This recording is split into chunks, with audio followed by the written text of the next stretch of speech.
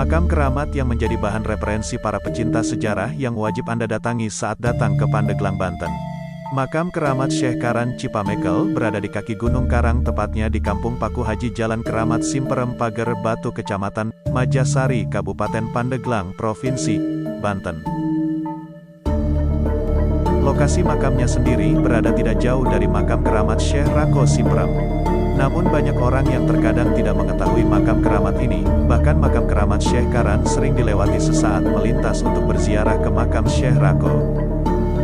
Akan tetapi ada juga sebagian pecinta religi yang mulai mengetahui dan menziarahi makam keramat Syekh Karan Cipamekel sering dikunjungi sebelum berziarah ke makam Syekh Rako Simperem.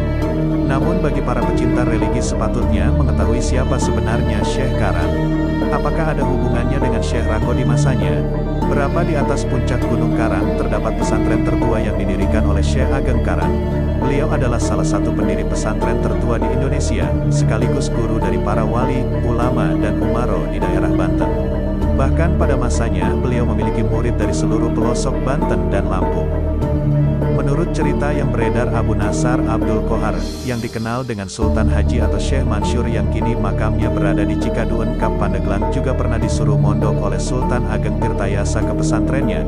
Tidak ada yang mengetahui kapan ia mendirikan pesantren, tapi bila mengacu pada usia Sultan Haji, ia diperkirakan hidup pada abad ke-17 M. Ia juga mengalami era paceklik penjajahan Belanda. Saat itu banyak orang berdatangan ke puncak Gunung Karang, maka para penjajah pun memburu dan membakar kampung tersebut. Anehnya hanya Masjid Baitul Arsi yang berada tepat di Kampung Pasir Angin, Kelurahan Pager Batu, Kecamatan Majasari, Kabupaten Pandeglang, Provinsi Banten, dan rumahnya saja yang tidak mempan dilahap api. Namun, sejak masa penjajahan Belanda, Masjid Baitul Arsi ini sudah difungsikan sebagai tempat bersembunyi para warga dari serangan Belanda. Dari berbagai sumber, selain tempat bersembunyi, Masjid Baitul Arsi ini kerap kali digunakan warga sebagai tempat berkumpul untuk menyusun strategi dalam melawan penjajahan Belanda. Salah satu bukti sejarah yang menguatkan bahwa Masjid Baitul Arsi sebagai tempat bersembunyi warga dari penjajah Belanda, beberapa bagian dinding pada masjid ini masih memiliki lubang. Diperkirakan, lubang yang ada pada beberapa bagian dinding ini merupakan bekas peluru dari senjata Belanda. Masjid Baitul Arsi yang dikenal sebagai bangunan tua ini, dibatasi oleh pemukiman-pemukiman warga yang mengelilinginya. Kiai Karan mempunyai 3 anak yang memiliki keilmuan masyhur.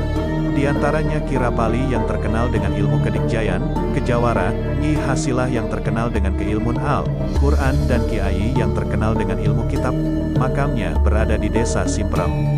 Syekh Karan merupakan mertua dari Syekh Rako Simperem, yang mana Syekh Rako menikahi Nyi Kasilah, salah satu putri beliau. Istri dari Syekh Rako ini memiliki keilmuan yang tidak biasa dengan yang lainnya, yang mana Nyi Kasilah adalah sebagai penghafal Al-Quran dan tafsirnya. Silsilah keturunan Syekh Karan, menurut informasi yang didapat sebagai berikut.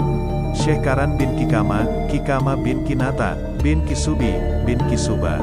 Salah satunya garis keturunan beliau, bahwa Kiai Karan atau Syekh Karan, masih memiliki garis keturunan kepada Panglima Perang Rasulullah SAW, yaitu Sayyidina Hamzah. Sayyidina Hamzah yang terkenal dengan kegagahan perkasanya dan menjadi benteng pertahanan kaum kafir Quraisy di Mekah pada saat zaman jahiliyah, dan beliau Sayyidina Hamzah, mendapat julukan Singa Rasulullah SAW.